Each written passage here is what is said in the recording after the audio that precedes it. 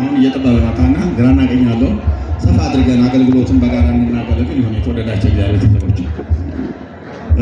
እሺ፣ የተወደዳችሁ እግዚአብሔር ቤተሰቦች እንግዲህ ከዚህ በመቀጠል ቀጣዩን ፕሮግራም የሚመሩልን መምህራችን ወንድማችን መጋቢ አዲስ ቀለወርቅ ታደሰ ይሆናሉ። ወደ እርሳቸው ወስዳቸዋለሁ። መልካም ጊዜ።